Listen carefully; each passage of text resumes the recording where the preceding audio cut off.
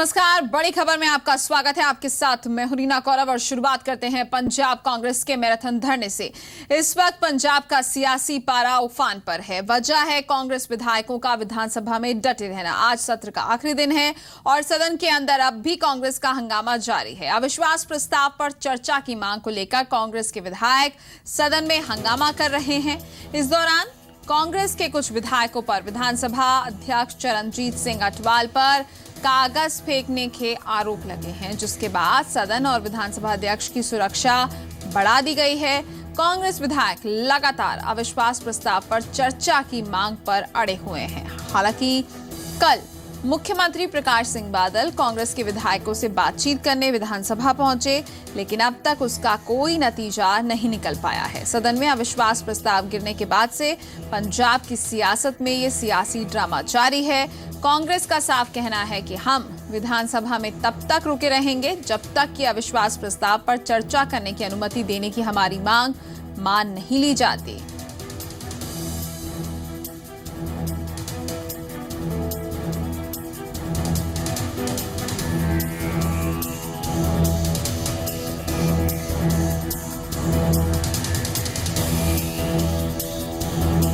तो आपको बता दें कि पंजाब विधानसभा के सत्र का आज आखिरी दिन है, लेकिन लगातार सियासी पारा उफान पर है। कांग्रेस विधायक अपनी मांग पर अड़े हुए हैं। अविश्वास प्रस्ताव पर चर्चा करने की अनुमति लगातार मांग रहे हैं। ज्यादा जानकारी के लिए हमारे साथ मौजूद हैं हमारे संवाददाता जगतार भुल्लर। जगतार, आपसे जानना चाहेंगे इस वक्त की अगर बात की जाए तो इस वक्त अंदर क्या चल रहा है, क्योंकि इससे पहले जिस तरीके से कागज फेंकने की बात आई है, कार्रवाई स्थगित होने की बात आई है, काफी कुछ गहमा गहमी अंदर चलती हुई और ऐसे में आखिरी दिन सबकी निगाहें इसी पर।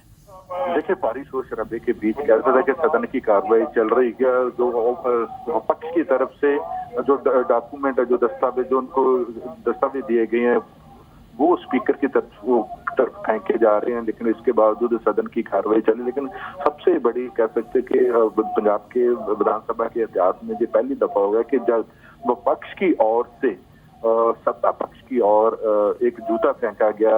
अभी किसने फेंका, किसके लगा, ये अभी कहना मुमकिन होगा, लेकिन फिलहाल कह सकते कि ये पहली ऐसी घटना देखने को मिली जब विपक्ष की तरफ से जो वहां जहां जो विपक्ष बैठा उधर से कोई एक ऐसा किसी का जूता है जो सत्ता पक्ष की ओर बैठे एमएलए के बीच जाकर गिरा।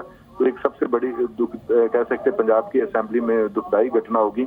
लेकिन इसके बावजूद भी जो सदन की कार्रवाई वो लगातार जारी है। बिल पेश किए जा रहे हैं स्पीकर की तरफ। कई बिल कहते 8 के करीब जो बिल वो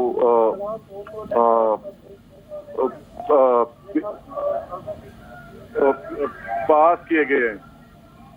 जी जगतार, आप हमारे साथ बने रहिए तो अहम जानकारी अपने दर्शकों को दे दें, जिस तरीके से हमारे संवाददाता जगतार जानकारी दे रहे थे, क्योंकि इस बार जो कुछ भी पंजाब विधानसभा में हो रहा है वो पहली बार देखा जा रहा है। पंजाब में पहली बार इस तरीके का मैराथन धरना देखने को मिला है और साथ ही जिस तरीके से हमारे संवाददाता जगतार जानकारी दे रहे थे कि विपक्ष की तरफ से सत्ता पक्ष की तरफ एक जूता फेंका गया है। अभी ये साफ नहीं हो पाया है कि ये जूता किसने फेंका है। कहीं ना कहीं ये काफी दुखद और लगातार हंगामा चल रहा है, लेकिन इस बीच सदन की कार्रवाई भी हंगामे के बीच जो है जारी है। जगतार, यहां पर यह समझना काफी ज्यादा अहम हो जाता है कि अगर विपक्ष लगातार इस मांग पर अड़ा हुआ है कि अविश्वास प्रस्ताव पर जो है बातचीत होनी चाहिए, और पुनीत हमारे संवाददाता इस वक्त हमारे साथ मौजूद हैं। पुनीत, यहाँ पर सदन के अंदर जो कुछ भी चल रहा है और जिस तरीके से जगतार हमें जानकारी दे रहे थे कि एक जूता फेंकने तक की घटना जो है वो अंदर हुई है, कागज फेंका गया है स्पीकर की तरफ, क्या कुछ अगर हम कहें ये अविश्वास प्रस्ताव को लेकर जो विपक्ष अड़ा हुआ है और उसके बावजूद सदन की कार्रवाई चल रही है आज आखिरी दिन?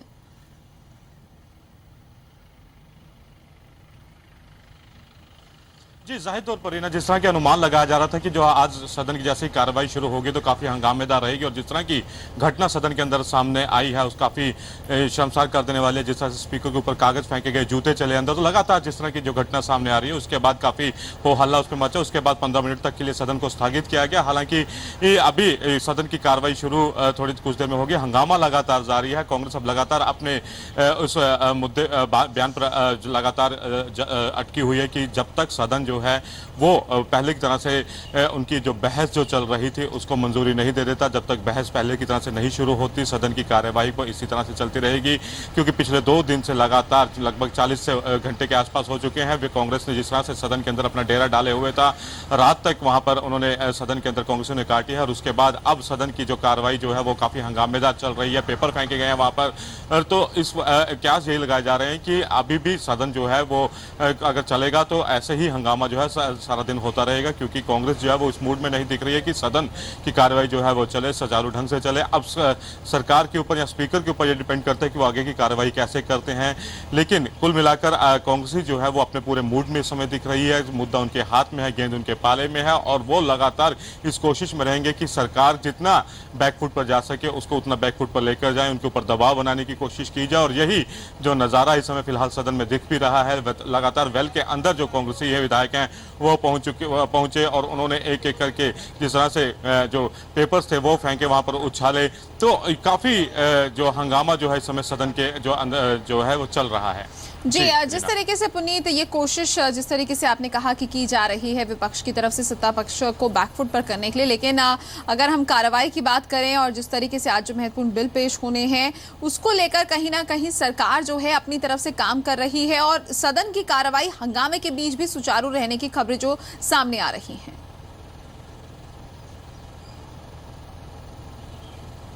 जी, जाहिर तौर पर क्योंकि विपक्ष अपना रोल यहाँ पर अदा कर रहा है। जिस तरह से हंगामा लगातार किया जा रहा है, लेकिन सरकार के सामने मजबूरी ये है कि आखिरी सेशन है सरकार का। हालांकि और इस सेशन में वो चाहते हैं कि जितने बिल पास करवाए जा सकें, क्योंकि उनको भी जनता के बीच में जाना है। और वहीं कांग्रेस के सामने भी एक मजबूरी है कि चुनाव सामने है, और ऐसे में अगर वक्त में उनके मुद्दा लगा है सरकार को घेरने का, उस समय मुद्दा उनके हाथ में है, तो वह आसानी से इस मुद्दे को नहीं जाने देना चाहेगी। और यही वजह है कि कांग्रेस भी लगातार इस प्रयत्न में है कि जिस तरह से उन्होंने सदन की सारी कार्यवाही को हाईजैक किए है वो आगे भी इसको लेकर चले। पहले ही साफ किया जा चुका है कि अगर उनकी बात नहीं मानी गई तो सदन जो है आज आखिरी दिन है, और उसके बाद वो अपनी इन मांगों को लेकर सड़क पर उतरेंगे। यानी सदन से शुरू हुआ आंदोलन अब सड़कों पर दिखेगा। सदन की जो हंगामा है वो कांग्रेसी कार्यकर्ता सड़कों पर भी करते हुए दिखाई देंगे। जी, पुनीत, कहीं ना कहीं ये साफ है कि जो मुद्दा लगा है विपक्ष के हाथ, उस मुद्दे को हाथ से नहीं जाने देना चाहती, क्योंकि आने वाले दिनों में चुनाव होने हैं, और ऐसे में हर कदम बहुत सोची समझी रणनीति के तहत रखा जा रहा है, चाहे वो सत्ता पक्ष हो विपक्ष हो। बहुत बहुत शुक्रिया पुनीत, आप अपनी नजर बनाए रखिएगा सदन की कार्रवाई पर। और इस बीच आपको यह भी जानकारी देते हैं कि मुख्यमंत्री सरदार प्रकाश सिंह बादल ने कांग्रेसी विधायकों से धरना खत्म करने की अपील की। हालांकि कांग्रेसी विधायक अब भी अपनी मांग पर डटे हुए हैं। उनकी एक ही मांग है कि अविश्वास प्रस्ताव पर चर्चा की जाए। कांग्रेस पंजाब के कई मुद्दों को लेकर अविश्वास प्रस्ताव लेकर आई थी, लेकिन कांग्रेस का अविश्वास प्रस्ताव गिर गया, जिसके बाद कांग्रेस ने विधानसभा में डटे रहने की रणनीति बनाई। 2 रातों तक जो है विधानसभा में कांग्रेस विधायक डटे रहे, और आज कार्रवाई जब शुरू हुई उससे पहले तक डटे रहे, और यही मांग लगातार की जा रही है कि अविश्वास प्रस्ताव पर चर्चा होनी चाहिए। 4 तस्वीरें जो आपने अपने टेलीविजन स्क्रीन पर देख रहे हैं, यहाँ पर आपको बता दें कि ये वो तस्वीरें हैं जो आज सदन की कार्रवाई शुरू होने से पहले देखने को मिली थी, जहाँ पर कल जो पुलिस और बाहर जो विधायक रह गए थे कांग्रेस के, उनके बीच में झड़प देखने को मिली थी, क्योंकि वो अंदर जाना चाहते थे। सड़क पर भी हंगामा किया गया, प्रदर्शन हुआ, और वहीं विधानसभा के अंदर धरना जो है वो जारी रहा। बढ़ते आगे, आम आदमी पार्टी से निलंबित विधायक देवेंद्र सहरावत आज पंजाब महिला आयोग के सामने पेश होंगे। देवेंद्र सहरावत ने पार्टी के बड़े नेताओं पर महिलाओं से शोषण का आरोप लगाया था, और ऐसे में आज देखना होगा कि क्या कुछ सवाल जवाब उनसे किए जाते हैं। क्या संतुष्ट नजर आता है महिला आयोग देवेंद्र सहरावत के दलीलों से, और साथ ही देवेंद्र सहरावत की तरफ से क्या कुछ तथ्य आज रखे जाएंगे, ये तमाम अहम चीजें हैं जिस पर आज निगाहें टिकी हुई हैं, क्योंकि आम आदमी पार्टी पर देवेंद्र सहरावत की तरफ से कई गंभीर आरोप लगाए गए हैं। पंजाब में अपनी ही पार्टी पर टिकट बेचने और पार्टी के ऑब्जर्वर्स पर सेक्स स्कैंडल के आरोप लगाने वाले दिल्ली से आम आदमी पार्टी के विधायक देवेंद्र सहरावत को पार्टी ने सस्पेंड कर दिया है। लेकिन इसके बावजूद सहरावत के बागी सुर कायम हैं। सहरावत ने पार्टी को उनको निकालने की चुनौती दी है। सहरावत ने कहा कि वो आज भी अपने बयान पर कायम हैं। शरावत नहीं चाहिए तो सस्पेंड नहीं करना चाहिए, एक्सपेल करना चाहिए, सेट इन फ्री, उन्होंने याद कर दो है। लेकिन जो है सस्पेंड ही किया है और इससे पब्लिक अपने आप कंक्लूजन अपना जो है विचार बनाएगी। 14 दिन में दोनों राज्यों में, दिल्ली और पंजाब में, लोगों ने उजागर होते देखा है। सच्चाई अपने आप जो है निकल कर आ रही है। कभी कोई सिंगर बोल रही है, कभी कोई ऑब्जर्वर का हो रहा है, खुद ही कह रहे हैं कि 63 सीढ़ियां बनी हुई हैं। अगर 63 सीढ़ी बनी है तो कलाकार तो आप ही के हैं। वहीं आम आदमी पार्टी का कहना है कि देवेंद्र सहरावत के बयान बेबुनियाद हैं और अगर उनके पास कोई सबूत हैं तो उन्हें सामने रखने चाहिए। पार्टी फौरन उनकी तरफ से रखे गए सबूतों पर कार्रवाई करती। ਉਹਨਾਂ ਨੂੰ 3 ਵਾਰੀ ਪਾਰਟੀ ਨੇ ਟਿਕਟ ਦਿੱਤੀ। ਪਹਿਲੇ ਵਿਧਾਇਕ ਦੀ ਦਿੱਤੀ, ਉਹ ਹਾਰ ਗਏ। ਉਹਨਾਂ ਨੂੰ ਲੋਕ ਸਭਾ ਦਿੱਤੀ, ਉਹ ਹਾਰ ਗਏ। ਫਿਰ ਉਸ ਤੋਂ ਬਾਅਦ ਉਹਨਾਂ ਨੂੰ ਫਿਰ ਵਿਧਾਇਕ ਦੀ ਦਿੱਤੀ, ਉਹ ਜਿੱਤ ਗਏ। ਉਹ ਦੱਸਣ 3 ਵਾਰ ਤੁਹਾਨੂੰ ਟਿਕਟ ਦਿੱਤੀ, ਕਿਸੇ ਨੇ ਪੈਸੇ ਲਏ, ਕਿਸੇ ਨੇ ਤੁਹਾਡੇ ਤੋਂ ਕੁੜੀਆਂ ਦੇ ਬਾਰੇ ਕੋਈ ਗੱਲ ਕੀਤੀ, ਪਹਿਲੇ ਉਹ ਆਪ ਦੱਸ ਦੇਣ। ਉਹਨਾਂ ਦੇ ਆਪਣੇ ਪਿਤਾ ਜੀ ਕਹਿ ਰਹੇ ਇਹਨਾਂ ਦਾ ਮਾਨਸਿਕ ਸੰਤੁਲਨ ਠੀਕ ਨਹੀਂ ਹੈ। ਤੁਸੀਂ ਇੱਕ ਕਰਨਲ सहरावत ਸਾਹਿਬ ਇੱਕ ਸਬੂਤ ਲੈ ਆਓ। ਅਸੀਂ ਆਪਣਾ ਮਿਨਿਸਟਰ ਕੱਢ ਕੇ ਬਾਹਰ ਮਾਰਿਆ।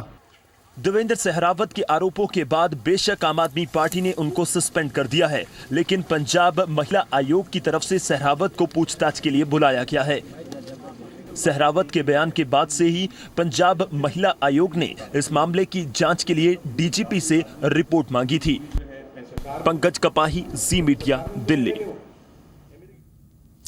तो अब ये तमाम चीजें देखने वाली होंगी कि देवेंद्र सहरावत की तरफ से क्या कुछ तथ्य, क्या कुछ बातें महिला आयोग के सामने कही जाती हैं। पंजाब महिला आयोग के सामने आज उन्हें पेश होना है और ऐसे में काफी तल्ख तेवर जो हैं वो भी जरूर देवेंद्र सहरावत के देखने को मिल रहे हैं। उनका साफ ये कहना है कि निलंबित नहीं, एक्सपेल किया जाना चाहिए थे और यही कार्रवाई जो हुई है उससे ये साफ हो जाता है। जनता जो है वो समझ सकती है कि कौन ठीक है, कौन गलत है, और ऐसे में जो आरोप हैं वो कहीं ना कहीं गंभीर हैं और उसको लेकर लगातार सवाल जो हैं वो दोनों ही तरफ से उठ रहे हैं और विपक्ष को भी एक बड़ा मुद्दा मिला है आम आदमी पार्टी को घेरने का। ऐसे में आज पंजाब महिला आयोग के सामने पेश हो रहे हैं देवेंद्र सहरावत और पार्टी के बड़े नेताओं पर महिलाओं से शोषण का जो उन्होंने आरोप लगाया था उसको लेकर आज उनसे जो है पंजाब महिला आयोग पूछताछ करेगी, रिपोर्ट उनको देनी थी।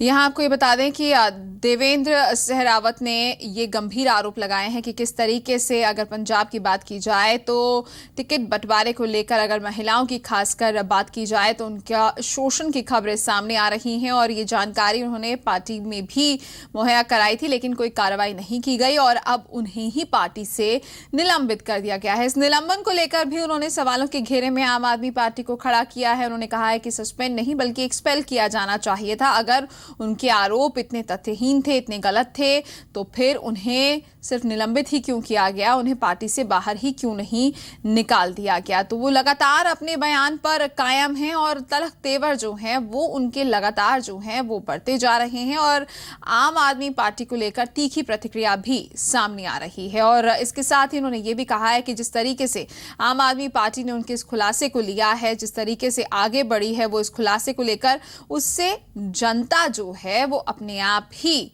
हिसाब लगा लेगी, अपने आप ही उसको पता चल गया होगा कि आखिरकार कौन सही है और कौन गलत है। यौन शोषण के जो महिलाओं से शोषण का आरोप लगाया गया है टिकट बंटवारे को लेकर, तो ऐसे में देवेंद्र सहरावत ने पार्टी के बड़े नेताओं को कटघरे में खड़ा किया है।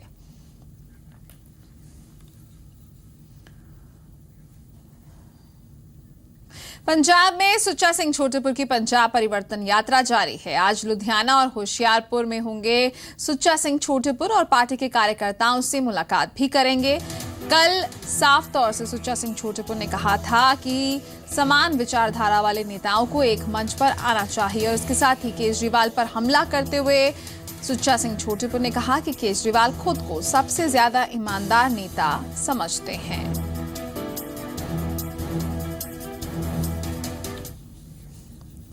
तो यहाँ पर ये जरूर साफ है कि सुच्चा सिंह छोटेपुर ने अपनी ही पार्टी की मुसीबत बढ़ा रखी है। छोटेपुर का आम आदमी पार्टी पर आरोपों का सिलसिला लगातार जारी है। इस बार उन्होंने केजरीवाल पर निशाना साधते हुए कहा कि केजरीवाल खुद को सबसे ज्यादा ईमानदार और समझदार इंसान समझते हैं, लेकिन वो अहंकारी बन चुके हैं। पंजाब में परिवर्तन यात्रा पर निकले सरदार सुच्चा सिंह छोटेपुर सुनाम में वॉलंटियर से मिलने पहुंचे, जहां आम आदमी पार्टी से नाराज वॉलंटियर्स ने उनका स्वागत किया। कार्यकर्ताओं को संबोधित करते हुए सरदार सुच्चा सिंह छोटेपुर के निशाने पर जहां अकाली दल और कांग्रेस रही, वहीं उन्होंने अरविंद केजरीवाल पर भी तीखे शब्दी वार किए। उन्होंने कहा कि जिस तरीके से केजरीवाल ने झूठे आरोप लगाकर उन्हें एक तरफा कर दिया है, आने वाले वक्त में पंजाब से कई और नेताओं का नंबर भी लग सकता है। उन्होंने इशारों में कहा कि वक्त आने पर भगवंत मान को भी बाहर का रास्ता दिखाया जा सकता है। पहला नंबर किस दा लग सकदा जिस तरह ਤੁਹਾਨੂੰ ਬਾਹਰ ਨਿਊਜ਼ ਕੱਢਿਆ ਉਹ ਕਿਸੇ ਦਾ ਵੀ ਲੱਗ ਸਕਦਾ, ਤੁਹਾਡੇ ਵਾਲੇ ਦਾ ਵੀ ਲੱਗ ਸਕਦਾ, ਜਿਹਨੂੰ ਬਹੁਤੀ ਚੜੀ ਹੋਈ ਹੈ ਇਹਦਾ ਵੀ। सुच्चा सिंह छोटेपुर ने कहा कि केजरीवाल के अंदर बहुत ज्यादा अहंकार आ गया है और अहंकार का अंत बुरा ही होता है, ਕਿਉਂਕਿ ਉਹ ਸਮਝਦਾ ਵੀ ਮੈਂ ਇਕੱਲਾ ਹੀ ਦੇਸ਼ 'ਚ ਇਮਾਨਦਾਰ ਬੰਦਾ ਤੇ ਮੈਂ ਇਕੱਲਾ ਇੰਟੈਲੀਜੈਂਟ ਬੰਦਾ, ਬਾਕੀ ਸਾਰੇ ਜਿਹੜੇ ਉਹ ਕਮਲੇ ਨੇ। ਬਾਕੀ ਇਸ ਕਰਕੇ ਜਦੋਂ ਕਿਸੇ ਬੰਦੇ ਨੂੰ ਇਹ ਹੰਕਾਰ ਹੋ ਜੇ ਨਾ ਵੀ ਮੇਰੇ ਨਾਲੋਂ ਇਮਾਨਦਾਰ ਹੋਰ ਕੋਈ ਨਹੀਂਗਾ, ਤੇ ਉਹ ਹੰਕਾਰ ਬੰਦੇ ਨੂੰ ਕਈ ਵਾਰੀ ਬਹੁਤ ਨੁਕਸਾਨ ਪਹੁੰਚਾ ਦਿੰਦਾ। सरदार सुच्चा सिंह छोटेपुर ने कहा कि आम आदमी पार्टी की लीडरशिप पुराने वॉलंटियर्स को नजरअंदाज कर रही है, जिसके कारण कार्यकर्ता पार्टी का साथ छोड़ रहे हैं। छोटेपुर के इस दौरे के दौरान दिड़बा हलके से संबंधित आम आदमी पार्टी के कई पदाधिकारियों ने अपने पदों से इस्तीफा देकर सुच्चा सिंह छोटेपुर का साथ देने का ऐलान किया।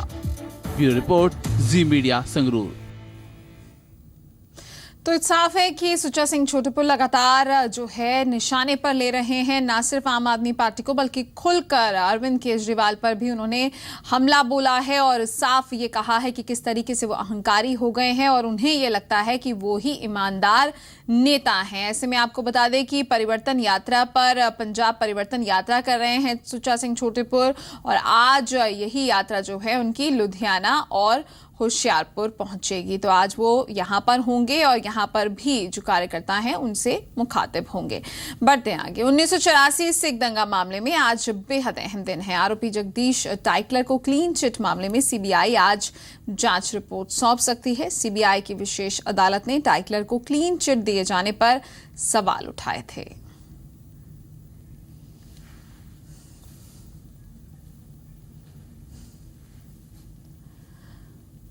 तो 1984 सिख दंगा मामले में आज कई मायनों में अहम दिन है। यहां आपको ये जानकारी दे दें, दरअसल जगदीश टाइटलर को क्लीन चिट दी गई थी। उसी मामले में सीबीआई आज जांच रिपोर्ट जो है वो सौंप सकती है। सीबीआई की विशेष अदालत ने टाइटलर को क्लीन चिट दिए जाने पर सवाल उठाए थे और जिसके बाद कार्रवाई की बात कही गई थी और जांच रिपोर्ट सौंपने की बात कही गई थी। तो आज इसी पूरे क्लीन चिट को जो दी गई है जगदीश टाइटलर को, उसको लेकर आज सीबीआई अपनी जांच रिपोर्ट सौंप सकती है। ज्यादा जानकारी के लिए हमारे साथ मौजूद हैं हमारे संवाददाता पंकज। क्या कुछ जानकारी मिल पा रही है, कब तक ये जांच रिपोर्ट जो है वो सौंपी जा सकती है?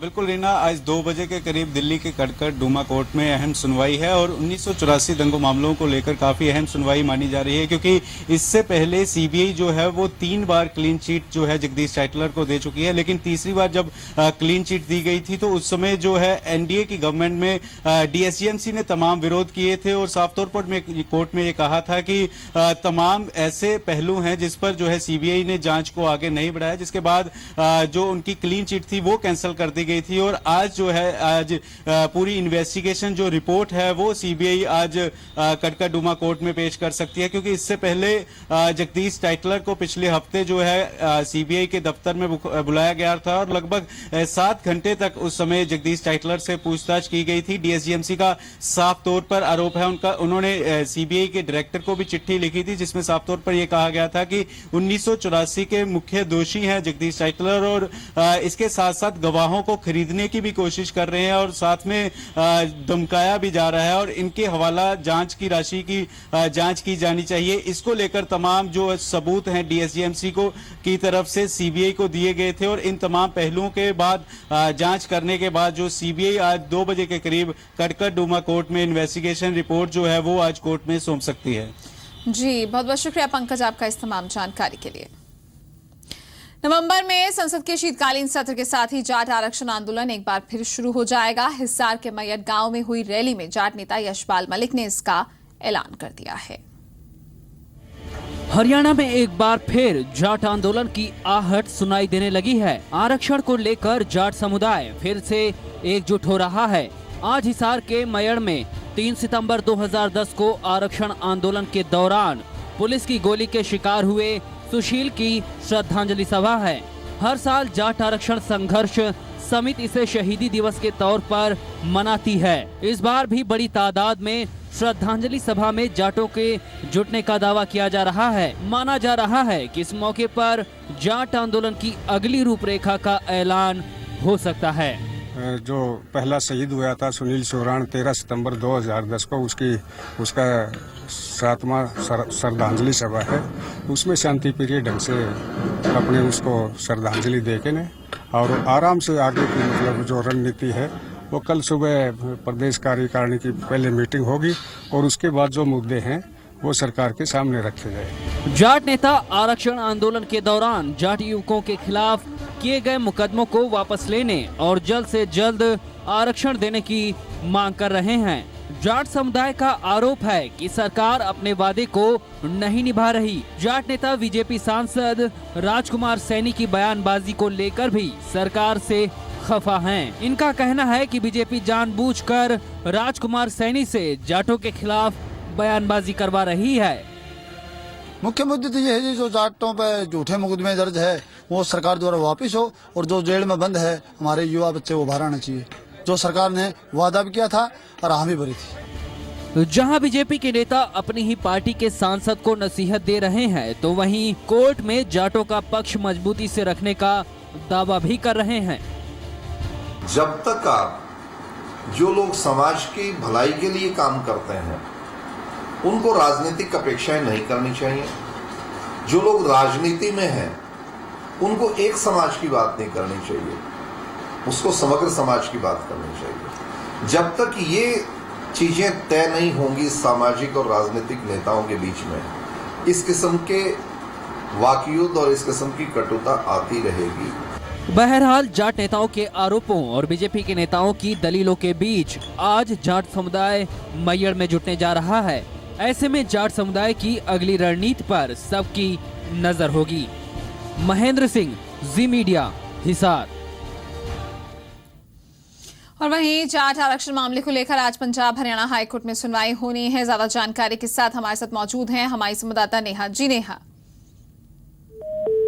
लगता है नेहा से हमारा संपर्क टूट गया है, तो साफ है कि लगातार नजर इस पर ही बनी हुई है कि क्या कुछ रुख पंजाब हरियाणा हाईकोर्ट की तरफ से अपनाया जाता है, क्योंकि अभी तक जाट आरक्षण की अगर बात की जाए तो कोई जो स्टे लगाया गया था जाट आरक्षण पर कोर्ट की तरफ से उसे अभी तक हटाया नहीं गया है। यही वजह है कि एक बार फिर से आंदोलन की बात कही गई है जाट नेताओं की तरफ से। ज्यादा जानकारी के लिए हमारे साथ मौजूद हैं हमारी संवाददाता नेहा। नेहा, क्या कुछ एक्सपेक्ट किया जा सकता है आज? ना आज आज जो है जो दूसरी पार्टीज हैं उनकी तरफ से जो है अपनी दलीलें जो है वो शुरू की जाएंगी, क्योंकि हरियाणा सरकार अपनी बहस जो है वो खत्म कर चुकी है। और इना लगातार हरियाणा सरकार ने सुप्रीम कोर्ट की जजमेंट का हवाला दिया है कि एक सुप्रीम कोर्ट की जजमेंट यही कहती है कि 50% से ज्यादा जो है आरक्षण नहीं दिया जा सकता, सीलिंग ज्यादा नहीं तोड़ी जा सकती। लेकिन अगर कोई सरकार ये समझती है कि किसी जाति को पूरा जो है रिप्रेजेंटेशन नहीं मिला है तो उनको जो है आरक्षण दिया जा सकता है, और ये सीलिंग तब जो है उसको उसकी एक्सेप्शन हो सकती है। तो हरियाणा सरकार की दलीलें खत्म हो चुकी हैं, लेकिन आज इस मामले में तकरीबन 10 से ज्यादा जो है एप्लीकेशन चल चुकी हैं, यानी कि 10 से ज्यादा याचिका और तकरीबन इतने ज्यादा वकील जो हैं अपनी बहस जो है एक करके जो है वो शुरू करेंगे। तो अब रीना जो है आज अलग अलग याचिकाकर्ता के वकील जो हैं वो अपनी दलीलें शुरू कर सकते हैं और यही देखना रहेगा कि क्या कुछ होगा। लेकिन राहत जो है अभी फिलहाल जो है नहीं मिली हुई है हाई कोर्ट से। जी नेहा, बहुत बहुत शुक्रिया आपका इस अहम जानकारी के लिए। और चलिए इसी के साथ बड़ी खबर में फिलहाल इतना ही, दीजिए इजाजत, नमस्कार।